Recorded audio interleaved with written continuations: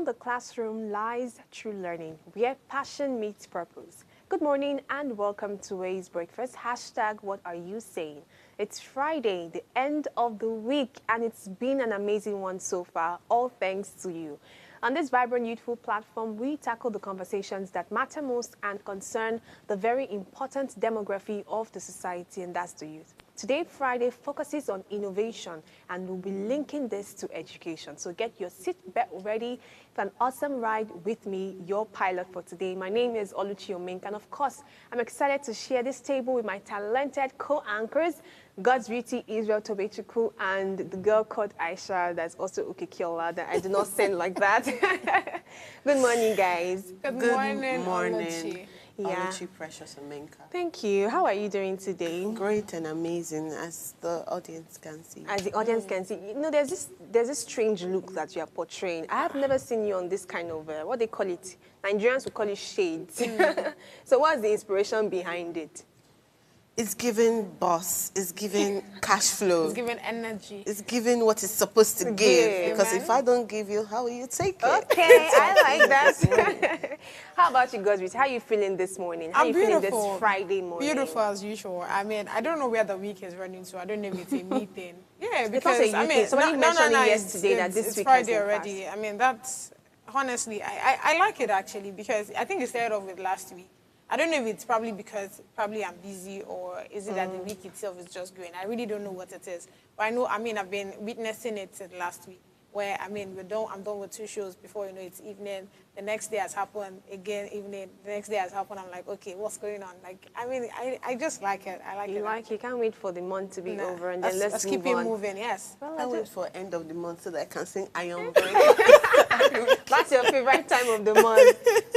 Cash Madam, as she called you. So today is Friday, and we're talking innovation. It's funny how the topic for today somehow links with what we did earlier this week on Gen Z and after school. But this time around, we're focusing on the in-school moment and how to utilize it beyond the conventional career stuff, and, you know, looking out for extracurricular activities that could help young people make the best time of their stay in school. All right, we'll take this short break and we'll be highlighting historical milestones. Remember that you're the main ingredient in this conversation, so please let us know your thoughts on all of our conversations. Let's take this short break. We'll be back shortly.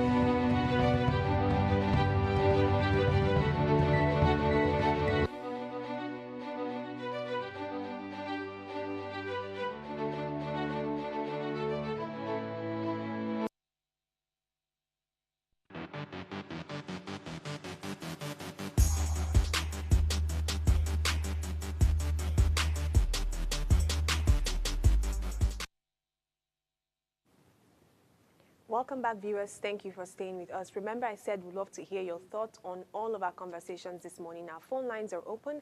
Please call us on 07025007749 or 07014242420. And if you're yet to subscribe to our YouTube channel, head on now to an official Upgrade TV. Click the subscribe button, like, share the link, tune in to channel 145 on your Go TV, and don't ever miss this for anything. So right about now, we're going to scan through the pages of the top newspaper, including the Punch, the Guardian, and of course the Independent paper, to see what's really trending in our society today. So starting with Okiki for the Punch. Okay, good morning, guys, once again. So taking you through the Punch newspaper, the headline reads, Federal government knocks Obasanjo as ex-president rates Buhari worst in corruption. Presidency lampoons OBJ for warning Tinubu's government may dwarf Buhari's fraud index. Below that, we have TED fund plans 700 billion naira disbursements to varsities.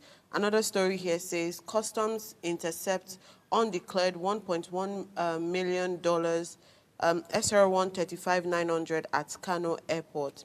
Fuel subsidy removal saved Nigeria from bankruptcy, says Tinubu. Above the mass, we have tax reforms.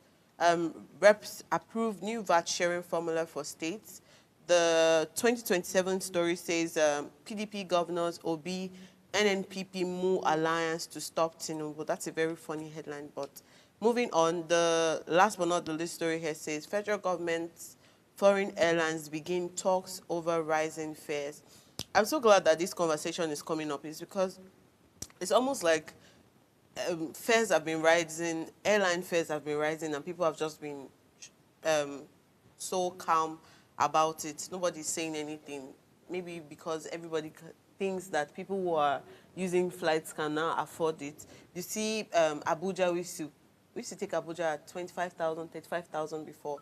Now Abuja is as high as 100 and something thousand. And I think that's a huge concern. With insecurities increasing, people have now taken airlines as an option. Yeah. Now, those things increasing has also found a way to also stifle the people who are now seeing that aviation as an option to fly safer. So I hope that these talks over the airline fares would come to a conclusion where it's more of a fair rate for everybody. Both the business, obviously they want to make profit, and of course the people who are also taking these flights. I also want to talk about this tax reform because I think that we've been talking about the VAT formula for so long. And the story here, as I read before, said tax reform. Reps approve new VAT sharing formula for states. So let me quickly read the story here.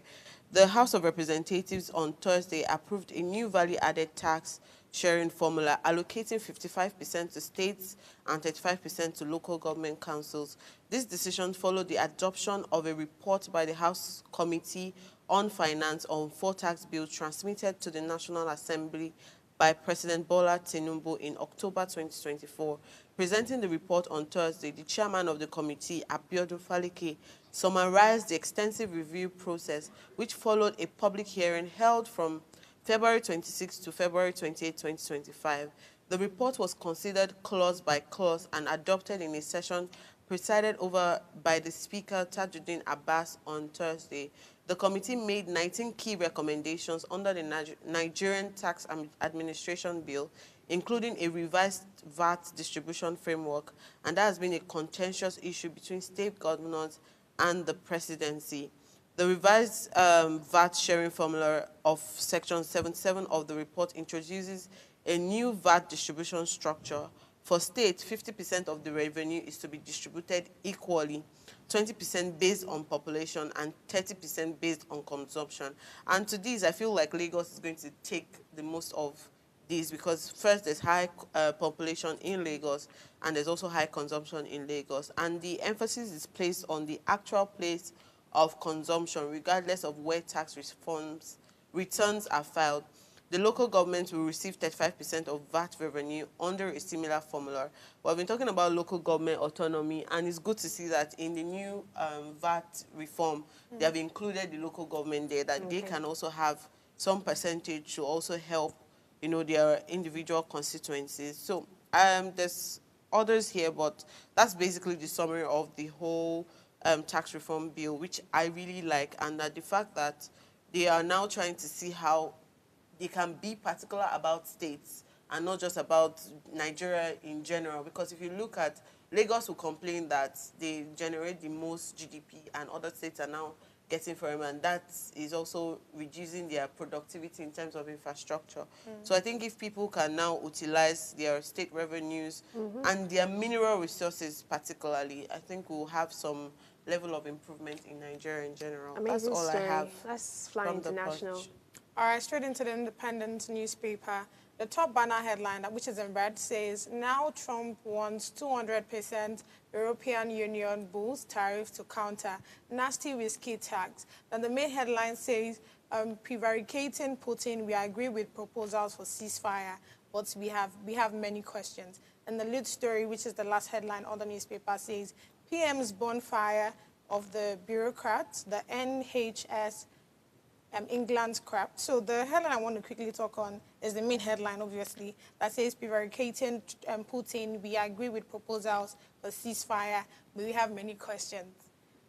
Amen that this will be the last time I'll be talking about this. But let me quickly go straight into the details. And it says, Russian President Putin has responded to a proposed ceasefire, but has several conditions before Russia agrees to it. These conditions are actually quite ridiculous, but let me quickly read it out. And it says this condition include the withdrawal of United States-backed Western weapons from Ukraine and an assurance that Ukraine would not use these weapons to attack Russian territories. Then the ceasefire could reduce violence in Ukraine and potentially lead to peace negotiations. However, Putin's demands raises concerns about whether he's genuinely interested in ending the war or if he's using this as a strategic move to weaken Ukraine's defense. I feel like that's what's happening. So if you remember not the last time, I think the either on Wednesday or so, where we had a conversation around this war, you remember that the Russians, right, they have an issue with having to stay on the war with the Ukrainians. And, I mean, there was an update that Ukrainians are actually the one leading the war and all of that. So right now, since, I mean, there was a conversation around ceasefire and all, the president, that's Putin, the Russian president, Putin, has come out to say that, okay, you know what, I might agree with, agree for a ceasefire, but I have my conditions. And the conditions is that the weapons that the United States have actually helped, that's with the Ukrainians, right?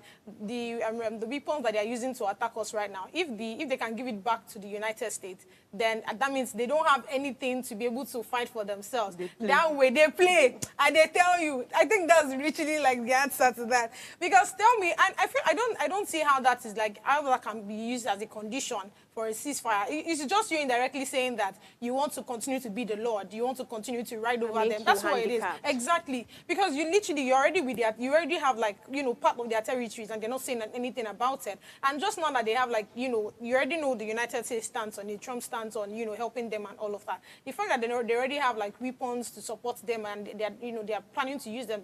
I mean, you have like able people to fight this war. Then you're not saying that, for you to go for a ceasefire, you want the weapons with them now, they should send it back to the United States. And there should be no other, other higher countries as in the Western, right, that would want to help them. They should not have any military aid or whatsoever. You're indirectly just saying that you want to continue to be lord over them. And I don't see how that is supposed to like help in this situation. So yeah, but like that's just an update on the story.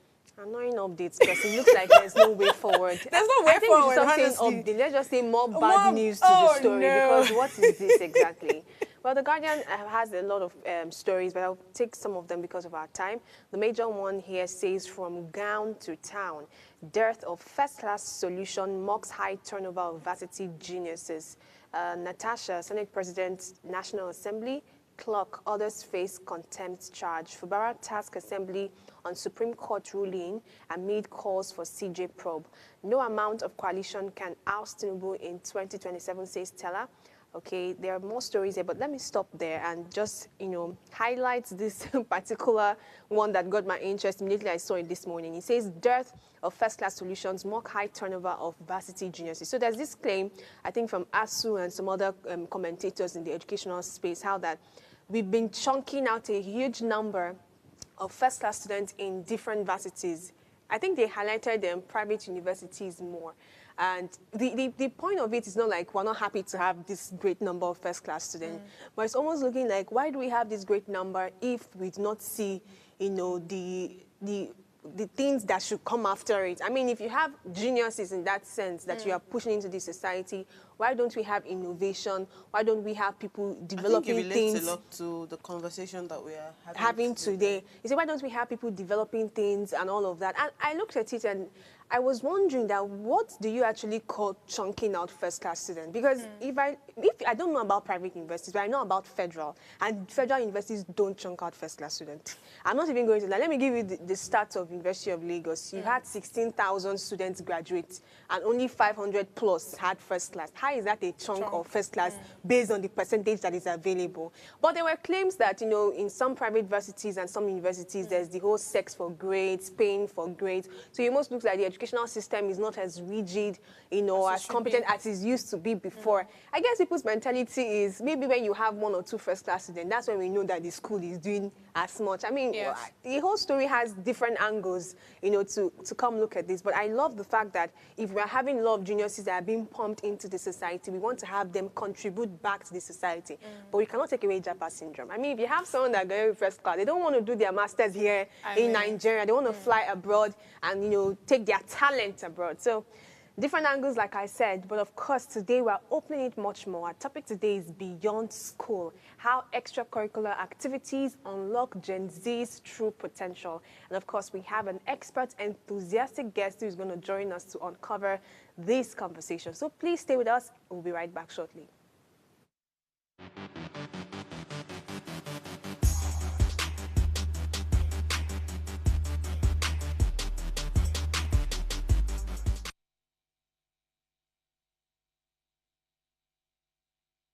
Life is made up of moments, some that fill us with joy, others that test our strength. Welcome to Heartlines. This is our space to explore the highs and lows of human connection, the love, the heartbreak, and resilience that shapes our life. From relationships to friendships, parenting to partnerships, and so much more. Every week, we share stories and conversations that define us, navigating love, separations, the struggles of parenting, dealing with anxiety and managing the pressures and stress of life.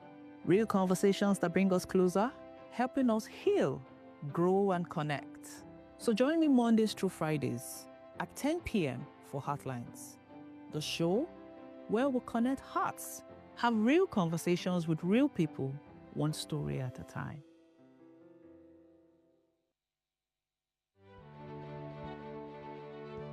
Nigeria, by extension Africa, battles a growing youthful population, and with little or no meaningful engagement, lives a ticking time bomb on our hands.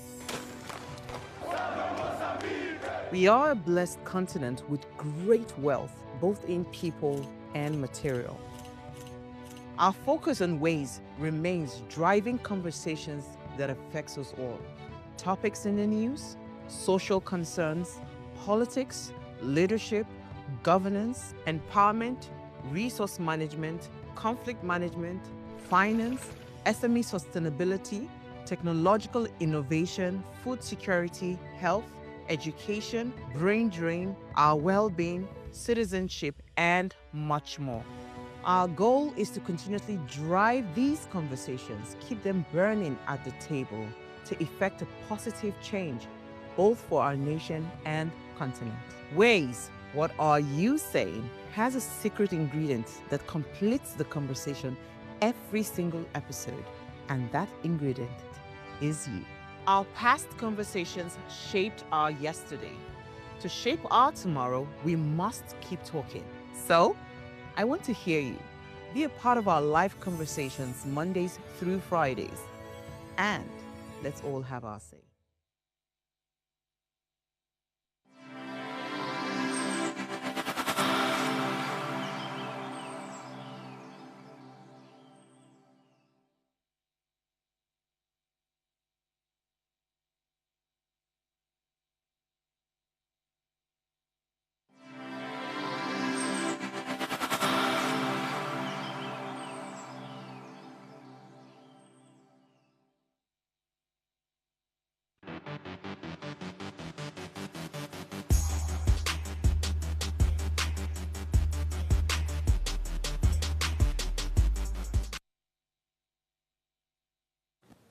Welcome back, people. So today's topic is on Beyond School, how extracurricular activities unlock Gen Z's true potential. Education is often seen as a gateway to success, but is the traditional classroom experience enough to equip young people for the demands of the real world? As Gen Z navigates a fast-changing landscape filled with technology, entrepreneurship, and creativity, extracurricular activities are proving to be more than just hobbies. They are shaping the next generation of leaders, innovators, and change makers. From sport and debate clubs to coding boot camps and volunteer programs, these activities offer young people the chance to develop crucial life skills like teamwork, problem solving, leadership, and adaptability. They bridge the gap between academic knowledge and real-world application, often unlocking hidden talent and career pathways that might never have been discovered in a conventional school setting. Today, we are joined by someone who is deeply passionate about education beyond the four walls of the classroom, Taiwo Oluwafisayo Ogurobi, founder of Solution Compact Educational Hub, a graduate of accounting from the University of Lagos. He has dedicated his career to empowering students through innovative educational programs that prepare them for success beyond school. And with his extensive experience in the education sector, he will help us explore how extracurricular activities are shaping Gen Z's future, what barriers still exist, and how we can create more opportunities for young people to thrive beyond the classroom. Good morning, Mr. Taiwo. Good morning. Hi, good morning. It's good to see you this morning. How was your trip down here? How are you feeling this Friday? I want us to break the ice a little because you're looking like I want to talk about the education system. I want you to just, feel with it. How's your Friday coming along? Yes, so let me say that I'm very excited to be here. Although the information came, quite...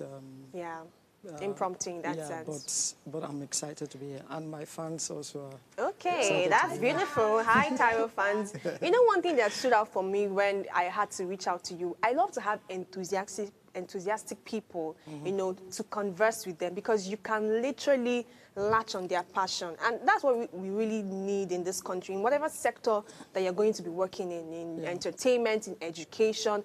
If I see the passion, it makes me even want to invest in that sense. I want to even know much more about it. So today we're looking at, beyond the classroom, extracurricular activities. In your experience, how much impact of extracurricular activities have you seen working with students? Okay, so let me start with a quote, right? And that quote says that the least important things in education turn out to be the most viable and the most essential things for life. What do I mean? Mathematics, English, geography, they are good, right? And they are the most talked about. You hardly hear someone say, oh, you're not good at this, you're not good at this. But once it's mathematics, so you're not good at maths, you have to go and get it right. But unfortunately, those are the things that don't really matter in our day-to-day world, right? So for me and for Solutions Compact, we have designed a framework to harness potentials in students and wards beyond the classroom. There are a couple of benefits. One of them is the fact that, you get to have real-life practical situation that you begin to learn right from childhood. Okay. So the education sector, especially the curricular activity, limit your choices, limit what you do. But extracurricular activities, breaks you out of your shell and gives you that potential that you really want for yourself. Amazing. Amazing. So while you were speaking, I was trying to relate to the fact that I studied chemistry in school and I'm now a TV host, but I still don't... I agree that extracurricular activities are important, but I also see that the normal activities doesn't also necessarily maybe makes your knowledge strict. It's not a one-way train, although they teach everybody, but there's the option of exploring to know more about a particular subject, topic, or whatever. But I'm more concerned about, yes, these things exist. When you want to write your WAEC, you want to write your JAM, these are the mathematics, geography, and that is still required of you. Yeah. So how do we inculcate extracurricular activities into the everyday maths, English, geography, whatever courses that we need? Because I feel like there has to be some level of joint or coalition Yes. with this thing. There has to be some form of balance Yeah. so that extracurricular activity is not here and then the normal thing is not here. That's why people drop out of school. They're like, school na scam, school doesn't work for me. So how can we ensure, for someone like me that's very passionate about education, it's important that I let people know that staying in school is important, right? But how do we now include these extracurricular activities into what they do in school normal everyday school life? Okay, so thank you for that question. Yeah, so first of all is that extracurricular activity is not a substitute to curricular activity. Okay. It actually complements each other. One is to help you develop in your normal routine activities in school, right? And secondly, again, is that our organization offer extracurricular activities for students, right? So that's to say that we prioritize education as well. Now, so how does it work? What's the synergy? One of them is the fact that not all students will be great at mathematics, right? And not all students will be great at speaking effectively. But the truth is, these assumptions create fear in our students or in across everyone who is not good at maths. You know, the way, the confidence that they have reduces because, I'm not good at maths. Do you get it? Or, I'm not good at geography. That kind of feeling that, you are not competent, you cannot be great, you know, it's something that extracurricular activity sets to break. That's number one. Number two, again, is that the normal curricular activities, they are too monotonous or they are too stereotyped in terms of teaching, right? So what we are proposing is you use extracurricular activity which interests them the more or the most in order to also motivate them to get their mathematics right. So I give you an example. If you are struggling with mathematics, but you can be great at playing the board games. Look at what Tunde Onokoya is doing in chess in slums. Those guys are not in school. But if they can be great at playing chess, that motivates them to say, okay, what is in mathematics that I cannot attempt? You know, so it gives them the courage to face their fears, to say, wait, yes, I may not be great at it now, but as far as I'm great at something, that will motivate me to want to invest my time in the regular, you know, curricular activities in school. So those are the ways they complement each other. All right, thank you so much, Taiwo. So I want us to expatiate a bit on the importance. You made mention of potentials, and I want us to talk about it a bit, right? Because, again, we are Nigerians. It's one thing to say, oh, look at how good this thing is, it's beautiful. You made mention of Tunde. Trust me, I'm very sure there are still people that believe that, okay, you have to get all the grades first. Don't play too much. They consider extra, curricular activities as you playing, focusing on your, why you're in school. I don't know if you understand. Yes, I do. So I want us to expatiate a bit on the importance, right? And do you think that when it comes to these extracurricular activities now, there are careers that can be gotten out from it? Because that's what every parent wants to hear.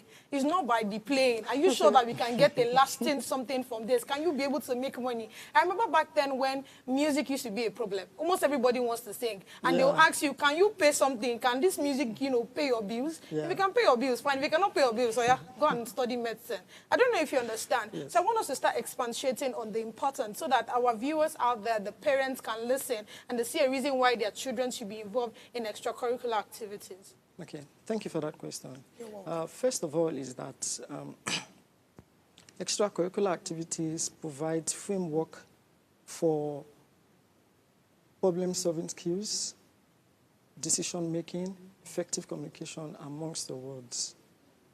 So you have a situation where, like I gave an example the other day, you cannot speak fluently, for instance. You notice that people like that, they are very reserved, not because that's their temperament or that's their nature. They're reserved because they lack self-confidence, right?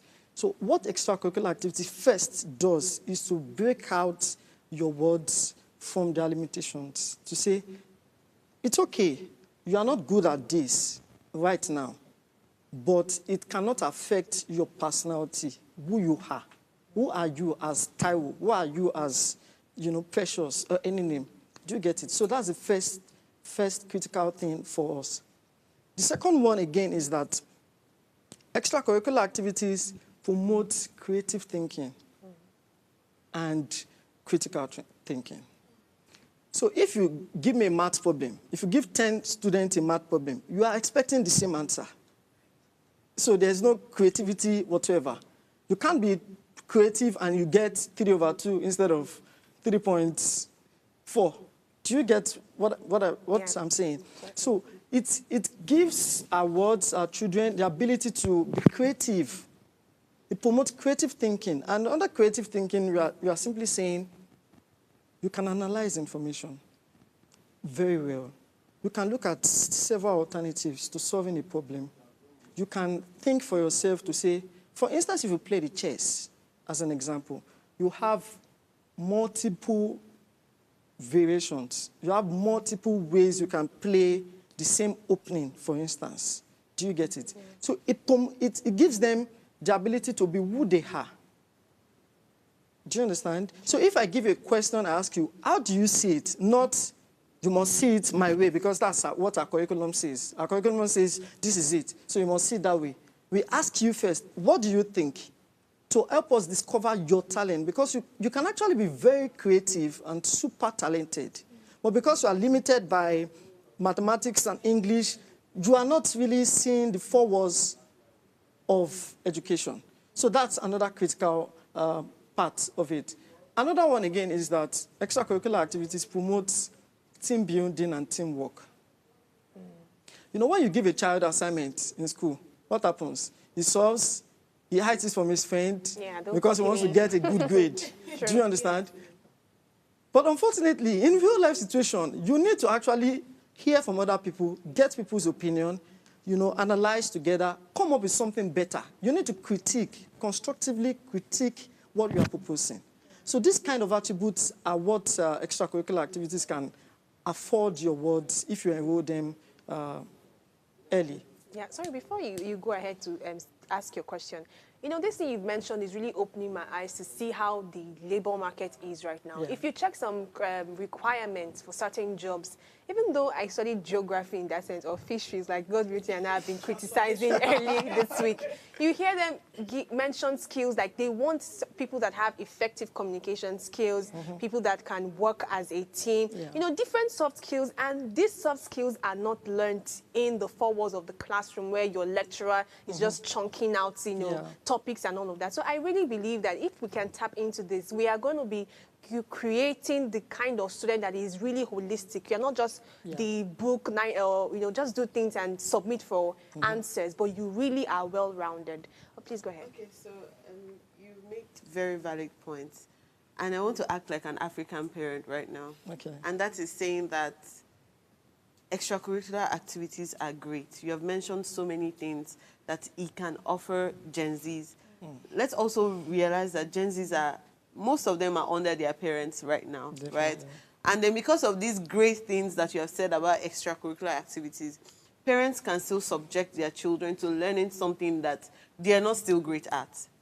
I don't know if you know what. Extracurricular activities can be computing, can be coding. And they're like, because this is going to make money in future, just like God's have said, they will now force that child to do that extracurricular activities, still making the child feel like I'm not in my place. Instead of board games. Yes, maybe he just likes playing ball, and then ball is the extracurricular activity. Like, what future do you have? Do you know how many people will do ball before? So it's just like you also. I want us to have some call to actions while we talk to also address some of the things that can hinder Gen Zs from attaining those potentials, those true potentials per se, because first off, they might be under some parents, guardians, and some of them might not necessarily even know how to find themselves before even finding their true potential. So it's more like asking you to put it out there that parents or guardians should let their kids or their wardens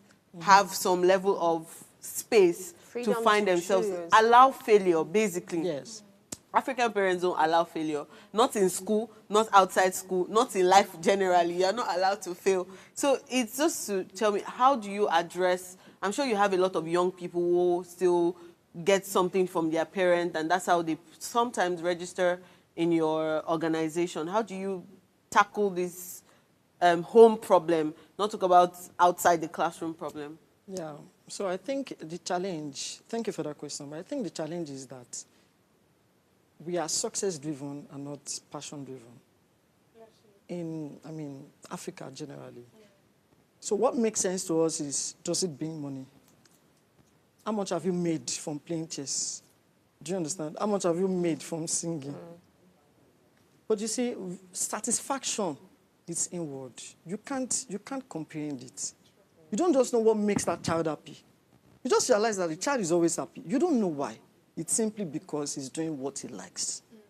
So for our parents, you are there, you are forcing your words to do something. Please note, they would always struggle, and you would always find time to complain and complain and complain because they are not doing it from what they like. Do you understand? And that's something we have to, first of all, address. We should not be success-driven, but we have to be what? Passion-driven. Again, just to also add to it is that what we recommend in Solutions Compact is that when you sign up with us, or you take any extracurricular activities, for now we only do music and board games.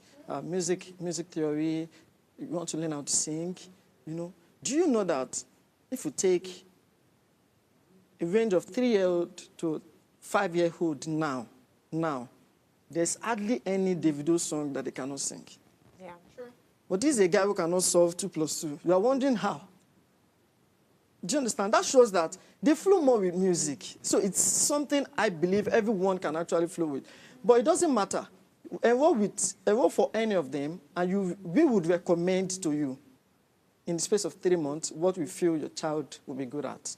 So we also offer that professional advice on what aspect of extracurricular activity. All right, we have to take this short break. We have some comment on YouTube. I'll read it quickly before our short break. Churchboy001 says, you can't be creative and get a low score. This one is talking from experience. Thank you very much for your comments. Please, we'd like to have more comments and contribution. We'll take this short break, and when we return, we have more questions for our guests. Please stay tuned.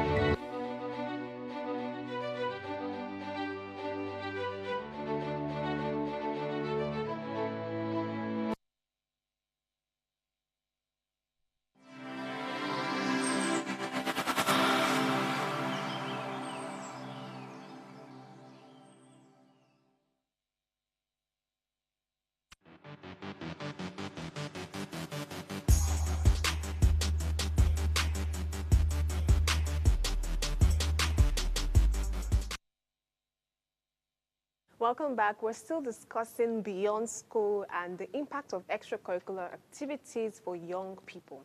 Now, I think young people have this problem with balance many times. So there's the risk of wanting to go overboard. Extracurricular activities, face value, are interesting things. I mean, if I do not like math, for example, in my own secondary school, so many years ago, the activity I really enjoyed was the debating society and the press club. So I think that's where the whole confidence to want to speak to, a number of people started from. So there was always the competition of who is going to read the news today on the assembly ground. And it's a fun thing. It's something that you want to engage in. There's also the dance club. There's the jet club. Jet club was one of the most useless. I don't understand what those people always do there, but let me just use that word very loosely. right now. So there's the, how would I put it now? There's this problem of balance where you are just so excited to want to do the extracurricular.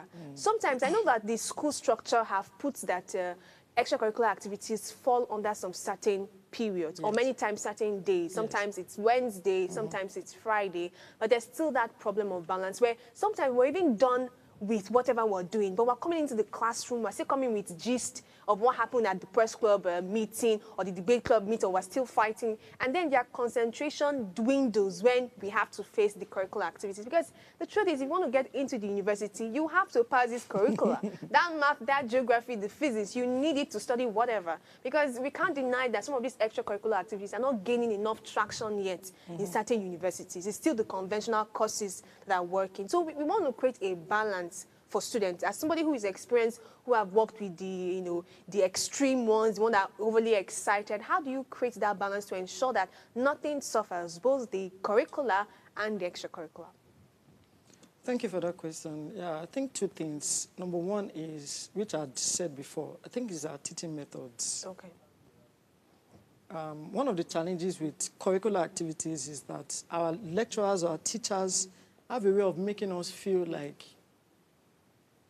we cannot understand math on our own. We cannot understand English on our own, right? So how do they do that? First of all, they hide the materials, the teaching materials from you, so that first of all you are scared about, oh, how do I get materials to pass this course? So they give you that feeling that you need to always come to class to pass, right?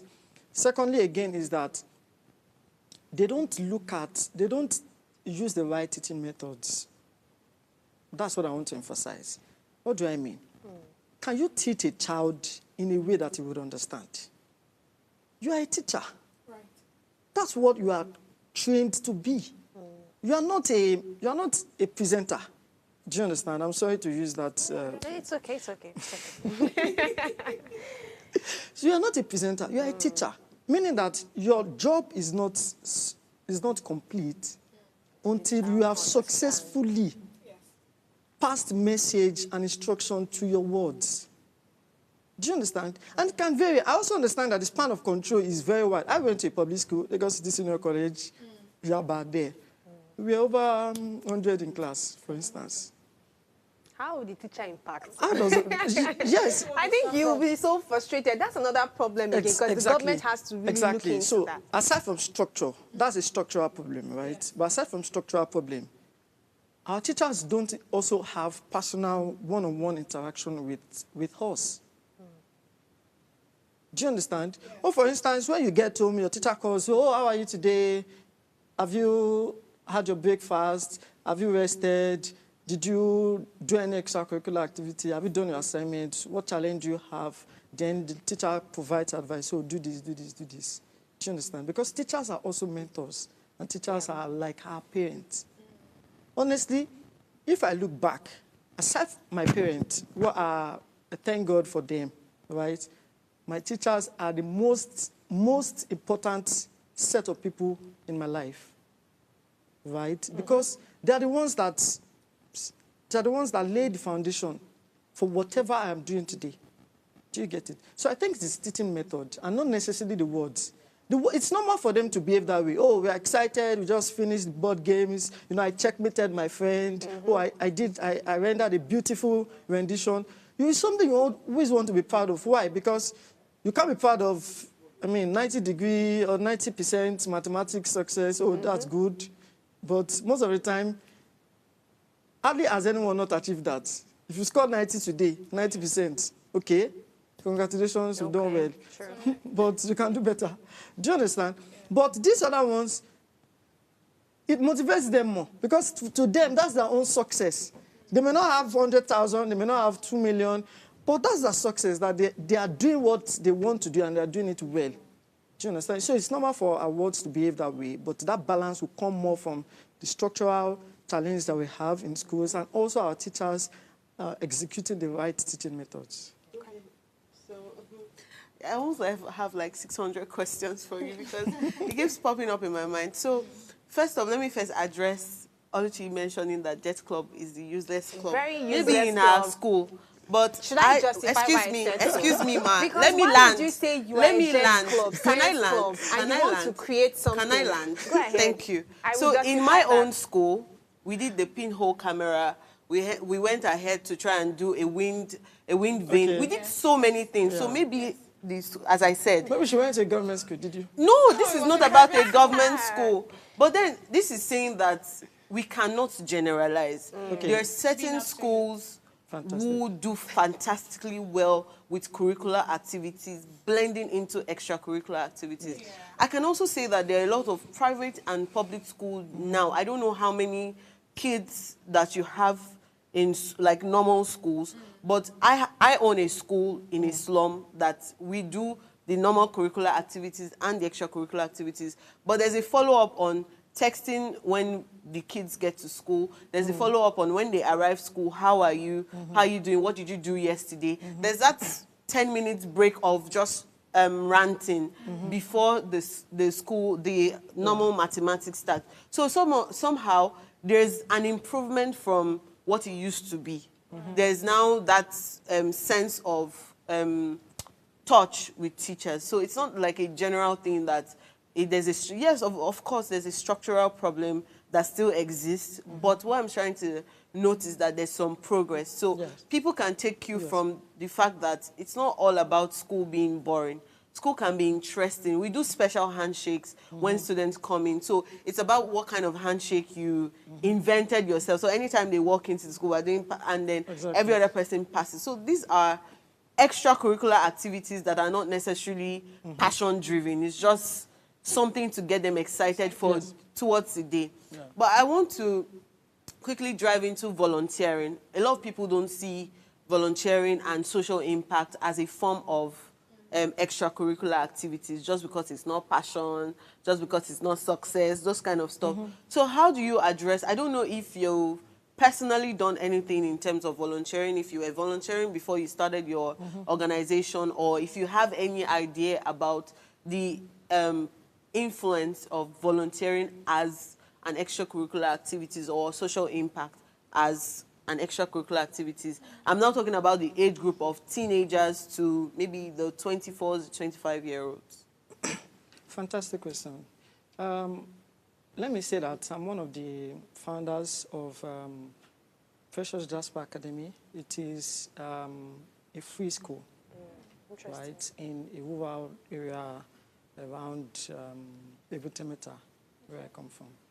Yeah, so we started out as a group of people who intended to just provide free education. We weren't charging any money. And we then started to reach out to people. Of course, when you do something good, people would, locate you and patronize you. And we started getting some sort of support, people donating bags, people donating other things for them. So so volunteering is something I've done, right, and something I still do. So what's the essence? Why is it important? Why is volunteering important? First of all is that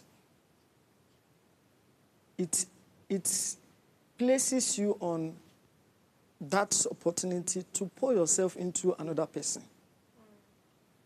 Not everyone is a mother. Not everyone is a father. Yeah. But you can adopt one by pouring yourself into that person. Whatever you are, you want that person to become also, right? So and you have some sort of satisfaction and joy in that. Well, I can actually do this. Or maybe I'm retired now, or I don't want to do it actively any longer. And let me also say that extracurricular activities, you can retire from it. You can change it. Once you feel that, let me try something else. Right? But when you are done or when you are fulfilled at it, you can then find someone you can, impact. So that's one thing volunteering does. Number two is that, unfortunately, volunteering, I'm not talking about volunteering where you go and work in a company for a while, hoping that they will retain you and staff you. Like IT. Or like an IT firm, they say they're not paying you, but just come and work. After a while, they would. No, that's not. Of course, the motive is technically that you want to be retained. So that's not, for me, that's not volunteering. That's not social impact. Yeah, right. Yeah, so it's more about adding value to your society. That's what it is, right? And everyone can volunteer. A 10-year-old can volunteer to say, okay, I can be your front desk officer. Just help you welcome people. And you'll be shocked. They'll do it better than a professional. I mean, better than someone who is a graduate or something. You know, so.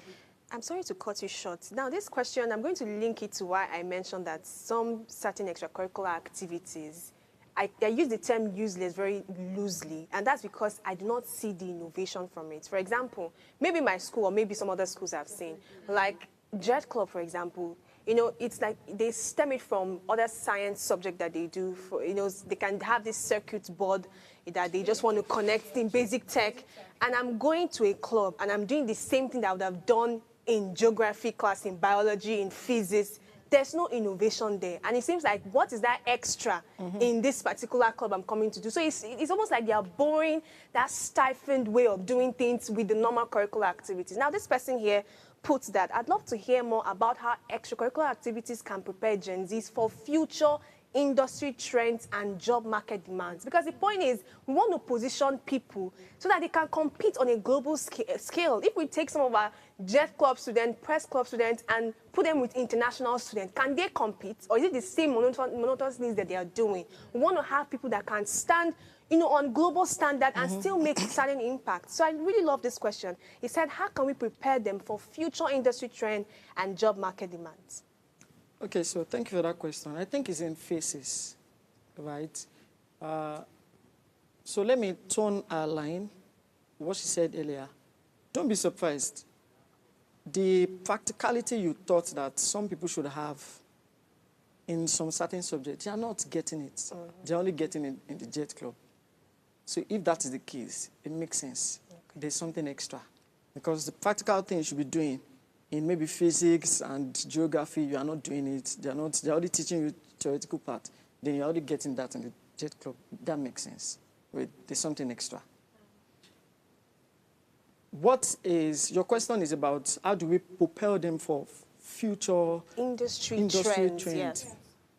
Number one is that in Solutions Compact, we don't just train you for extracurricular activity. We prepare you for international forums where you get to meet other people. So you have been doing it in your school. You have been doing music in your school, or you have been doing this in your school. Do you get opportunity to interface with other schools regularly? Do you understand? Because if there's a sense of competition, that will also motivate people to want to do more and do something extra. For instance, if the Jet Club you cited, if the anchor is only looking at basic things, by the time the school goes for an international forum and you see other schools, what they are doing, it will motivate them to say, we are not doing anything at all. We need to go back and go and upscale. Do you understand? So that's one. International forums where people get to meet other people is something that's critical. The second thing, which I had said before, problem-solving skills, effective communications, etc. These are things that will propel you for your industry in the future. You know, ability to learn how to, for instance, self-confidence, if you learned it while through your extracurricular activity, ability to speak openly, to say, oh, this is what I know, and defend it. You know, that may be seen as saucy sometimes, but I actually like that attitude because it's ability to help a child to speak up, to say, yes, I may be wrong, but this is what I know, this is what I've been taught. Yeah. You know, so these are things that I feel that can propel us or propel our words for industry challenges. You know, the problem-solving skills, the effective communications, etc. And the fact that they also get to meet international forums, participate in international forums and all, gives them the perspective that there's more to life than what I'm doing right now. Okay. You know, if I'm just doing it on this scale, I can upgrade to a greater scale. Right. I'd like to just read what your fans, like you've mentioned, have been dropping on our YouTube. Ayola Ifeluwa says, I think it's essential to emphasize the importance of balancing academic responsibilities with extracurricular activities. It's crucial to prioritize mental health and well-being. I'm sure we mentioned that. And then Aisha Mohammed also says, thanks. Brotai, a question. What are some ways parents and educators can support students in finding extracurricular activities that align with their interests and strengths? Mohammed says, see how he's ready to answer the question. He's a professional indeed. That's your biggest fan there. And then we have Love lovers than will, says well done, Oluwafisayo. So I guess, we've really opened a lot of things and it's really been amazing. There's just one angle that I want us to use to wrap up this segment right now is we have to involve the government anytime we're having conversations like this, structures, because you mentioned during our conversation that there are certain structures that not even allow these things make the impact as it ought to. So if you were to give an advice on different policies or regulations that could help us, harness more of these extracurricular activities to help students become better even when they leave school, what policies should we start looking out for? Okay, thank you for that question. Let me first of all commend the government.